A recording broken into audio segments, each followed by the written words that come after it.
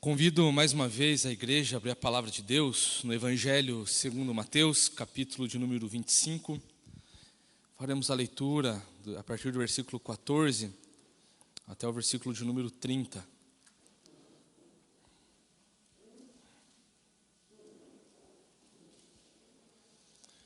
Evangelho segundo Mateus, capítulo 25, de 14 a 30.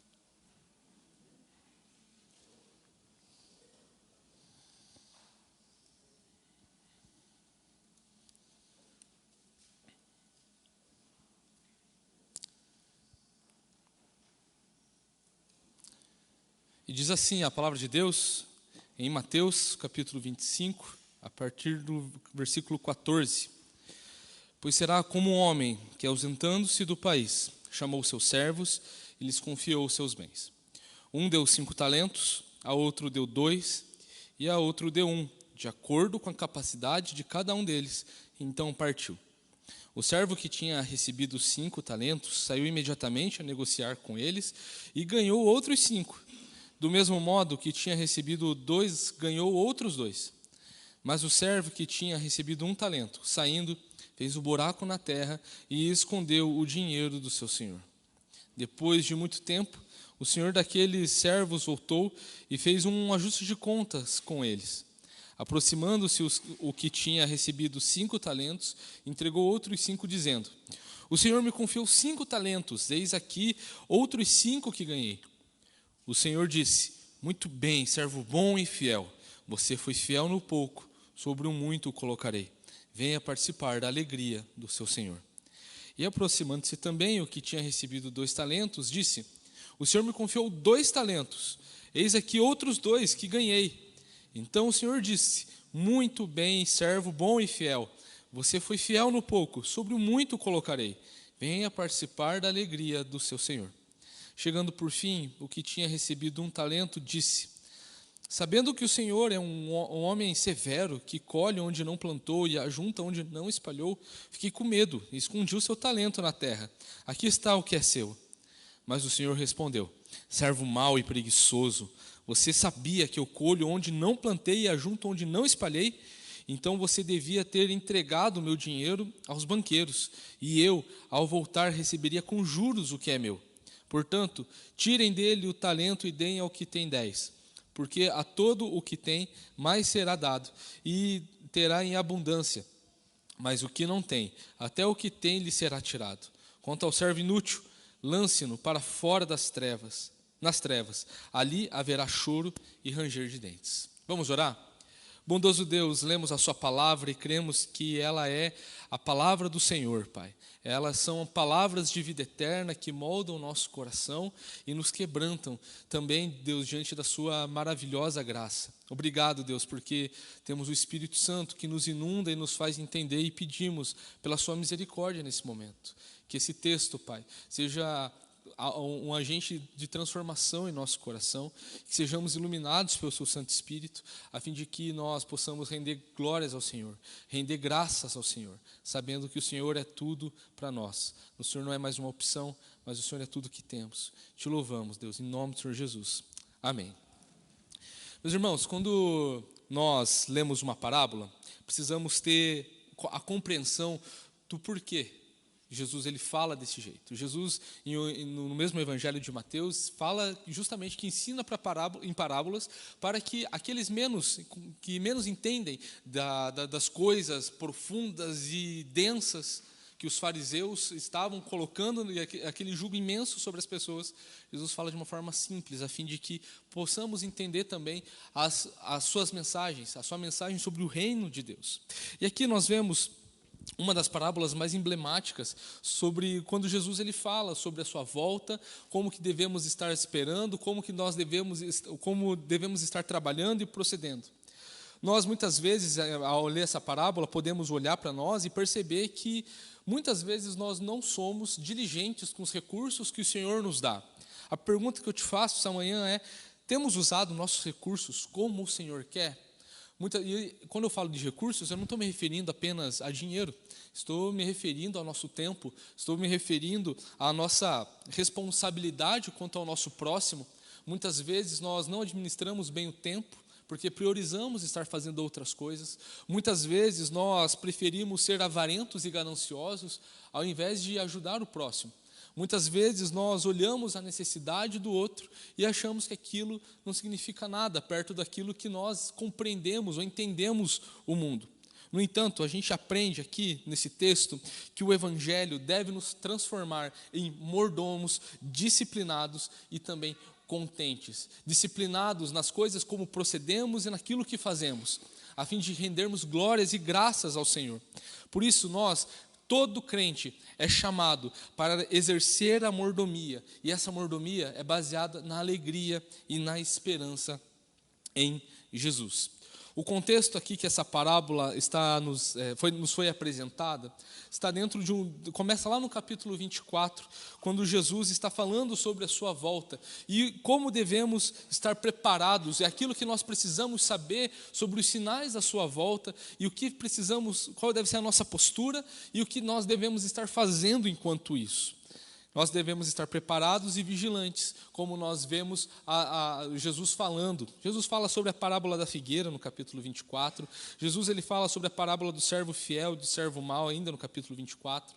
No início do capítulo 25, nós vemos a parábola das 10 virgens, e são todas ilustrações, formas simples, com elementos visuais daquela época. Uma parábola não é necessariamente uma história verídica, mas carrega elementos, a fim de que o público que está ouvindo compreenda aquilo que Jesus está nos ensinando de uma forma muito simples.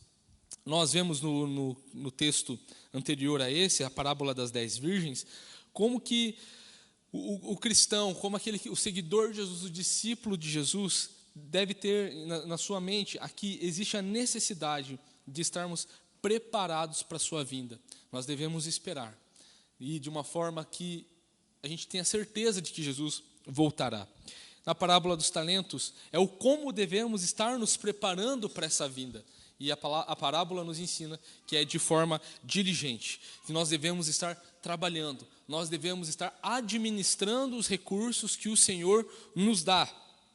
Aqui nós vemos na parábola dos talentos, e quando a Bíblia aqui nos fala talentos, não está falando no sentido de virtudes, não está falando no sentido de coisas boas que nós conseguimos fazer, de dons. Está falando sobre uma unidade monetária da época, né? O talento, ele era uma unidade monetária de ouro, de prata ou de bronze naquela época, que pesava em torno de 35 quilos. Então, o Senhor nessa parábola aqui dá a seus servos 5 talentos, ou seja, dá 5 pedras de 35 quilos de ouro, né? Olha só, que responsabilidade. A outra dá 2 talentos, e a outra dá 1 talento. A pergunta, novamente, que eu faço é: como estamos administrando os recursos que o Senhor nos deu? Nós vemos aqui 2 posturas diferentes nesses servos. 2 são diligentes e o outro é negligente. Em primeiro lugar, diante disso tudo, precisamos entender que ser chamados para servir ao Senhor é um privilégio. O Senhor, ao compartilhar conosco os seus recursos, as suas bênçãos, Deus está nos mostrando o quão generoso Ele é. Nos versículos 14 a 18, vai nos falar exatamente sobre isso. Devemos saber que o Senhor é generoso. Ele não apenas nos dá os recursos naturais para que possamos viver bem. Jesus nos dá os recursos espirituais também. Jesus nos dá a proclamação do Evangelho também.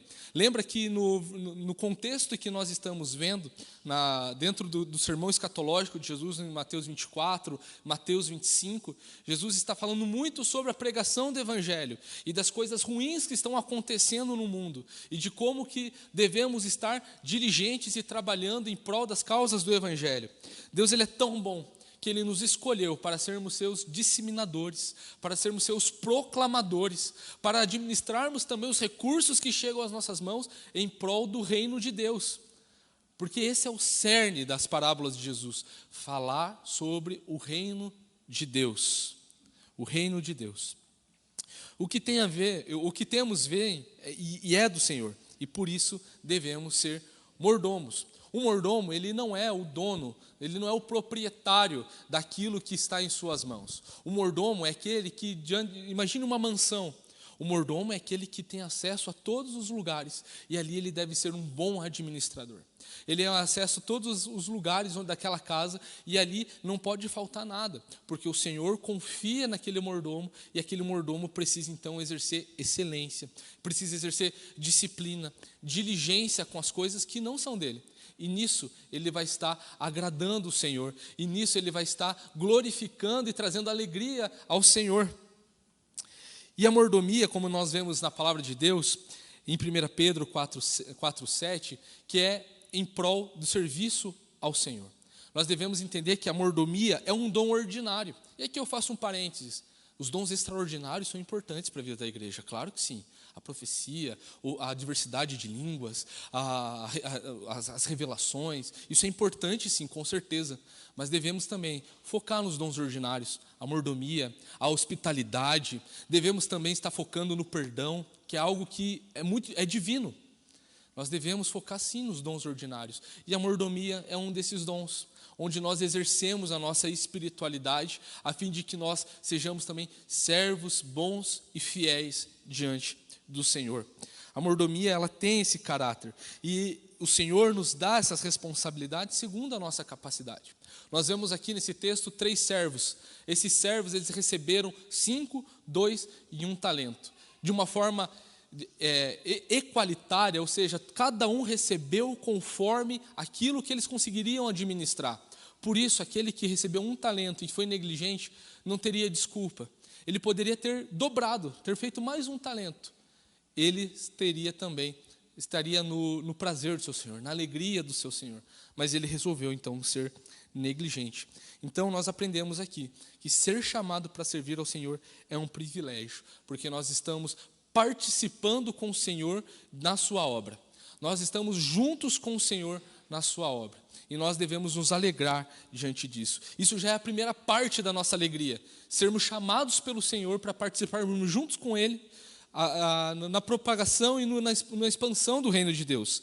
Mas em segundo lugar, a nossa alegria também é ver o nosso Senhor satisfeito. Nós, como discípulos de Jesus, nós não vivemos mais por nós, mas nós vivemos por Cristo. Não é isso que o apóstolo Paulo fala? Já não sou eu mais quem vivo, mas Cristo vive em mim. E a nossa satisfação, a partir do momento que nós cremos em Jesus, que satisfez o Senhor no seu sacrifício, satisfez Deus no seu sacrifício, nós, da mesma forma como Jesus, devemos ter essa satisfação no Senhor. E tendo satisfação no Senhor, nós também vamos dar alegria ao nosso Deus. Deus, Ele te deu muito recurso? Deus te deu pouco recurso? Diante da realidade bíblica, isso não tem muita importância. O fato é que devemos ser disciplinados. Devemos ter em nosso coração que a nossa satisfação é ver o Senhor contente com tudo que Ele nos dá de bom grado por causa da sua graça. Colossenses capítulo 3, versículos 23 a 24, nos ensina que nós devemos estar ali fazendo todas as coisas como se nós estivéssemos fazendo para o Senhor. Diante da nossa realidade, temos as mais diversas demandas que precisamos suprir. A administração de uma casa, a faculdade, o trabalho, cuidado com os filhos, e tudo isso devemos ter em mente, que fazemos para a glória de Deus. A glória de Deus é a causa mais importante das nossas vidas. A proclamação do Evangelho tem a fim a glória de Deus. Nós sermos bons pais tem a fim a glória de Deus. Sermos bons filhos, bons trabalhadores, bons estudantes, tudo isso tem a ver com a glória de Deus. Administrar bem o nosso tempo tem a ver também com a glória de Deus. Cuidar da saúde tem a ver também com a glória de Deus. E não apenas hoje temos o privilégio de cuidar das coisas do Senhor, mas também temos o privilégio de viver com alegria nele e também a esperança de que nós viveremos com ele para sempre. Os servos que nós encontramos aqui, o que tinha 5 talentos, o que tinha 2 talentos, mostram ali a sua satisfação no Senhor.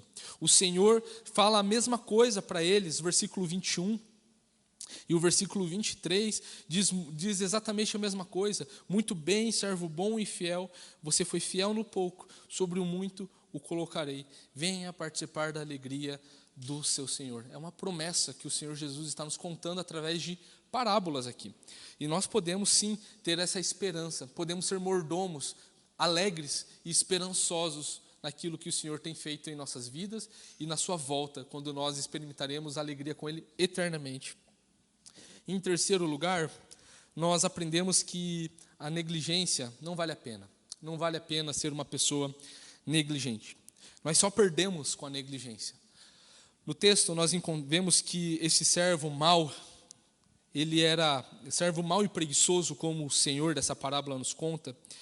Ele é repreendido, ele perde as suas responsabilidades, aquilo lhe é tirado, e ainda por cima, ele deixa de estar próximo de Deus. O negligente, ele não expressa o caráter de Jesus. O negligente, ele não expressa aquilo que Jesus veio fazer, que mesmo sendo Deus, não se viu si como Deus, mas se esvaziou, tomando a forma de servo. E nós podemos olhar para Cristo e entender que Ele é o maior exemplo de diligência na nossa vida. Porque Jesus, sendo homem, com certeza foi tentado em abandonar tudo, com certeza. Sofrer por um monte de gente que não presta, o que eu ganho com isso? Mas não, Jesus ele tinha uma missão. Jesus, por amor a nós, cumpriu isso de uma forma diligente, tão diligente, que ele não simplesmente veio e morreu por nós. Ao longo do seu ministério, ele cumpriu o que a Escritura vinha falando. Ele obedeceu a palavra de Deus ao longo daquilo que havia sido profetizado acerca dele. E ele fez isso de uma forma diligente. E nós podemos olhar para Cristo e ver esse padrão também de diligência, por amor de Deus, esse padrão de diligência para a glória de Deus.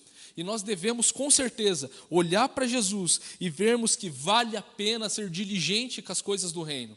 Vale a pena sermos pessoas que glorificam a Deus nos seus atos. O diligente, segundo Provérbios 18:9, é irmão do destruidor. É dessa forma que nós vemos a Bíblia falando sobre o negligente.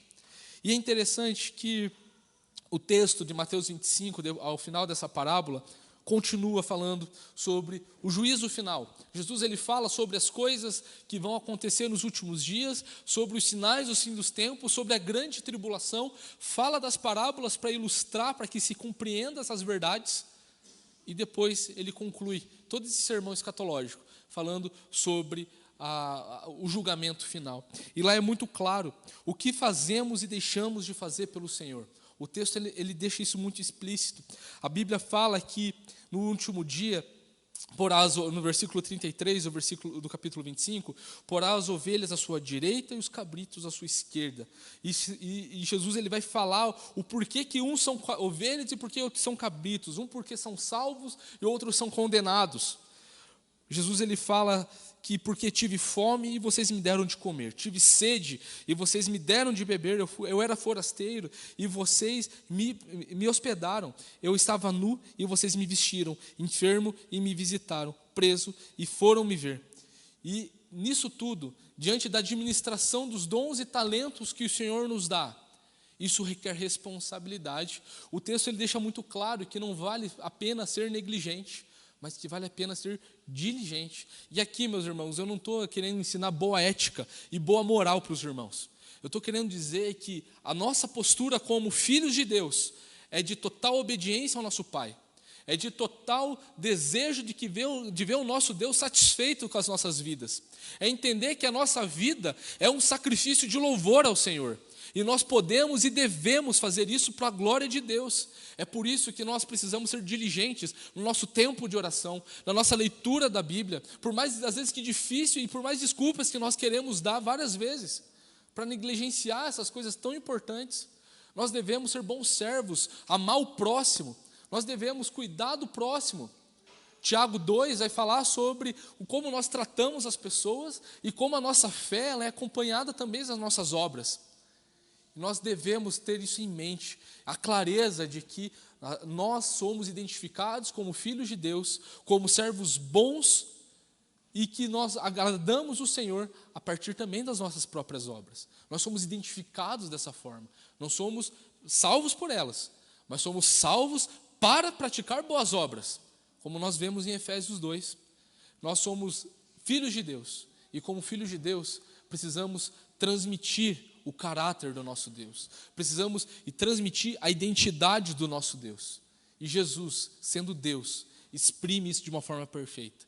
E nós devemos ser seus imitadores, para a glória de Deus. Da mesma forma como Jesus age e sempre agiu, para a glória de Deus. Nós, como filhos de Deus, junto com Cristo, devemos também sermos servos bons e diligentes, como o nosso Salvador é. Amém? Vamos orar? Bondoso Deus, te louvamos, porque a Tua palavra ela é viva e ela é eficaz aos nossos corações. Obrigado, Deus, pela sua palavra que foi exposta agora pela manhã. Obrigado, Deus, pela sua misericórdia, pela sua graça. Que o Senhor faça de nós, Pai, nesse ano e ao longo de todos os próximos anos que estaremos peregrinando nessa terra, diligentes com os recursos que o Senhor coloca em nossas mãos. Não permita, Pai, que caiamos na tentação de sermos preguiçosos, de sermos maus, de sermos negligentes com as coisas que o Senhor nos dá. Mas nos faça, Pai, viver de uma vida santa, uma vida de piedade, uma vida de santidade diante do Senhor, em tudo que nós formos fazer, a fim de que rendamos glórias ao Senhor. Que nossa motivação não seja simplesmente a moral ou a ética, mas que a nossa motivação é ser filhos que te agradam, filhos que trazem alegria ao seu coração. Nos faz, Pai, cada vez mais parecidos com Cristo, porque Jesus agrada o seu coração. Jesus agradou no seu sacrifício o seu coração, Deus. Nos faça também, Pai, servos que te amam com tudo que nós somos. Que não permita, Deus, que caiamos nas ciladas do diabo, a fim de negligenciar a mordomia, negligenciar a diligência. Que sejamos servos do Senhor em tudo que nós formos fazer.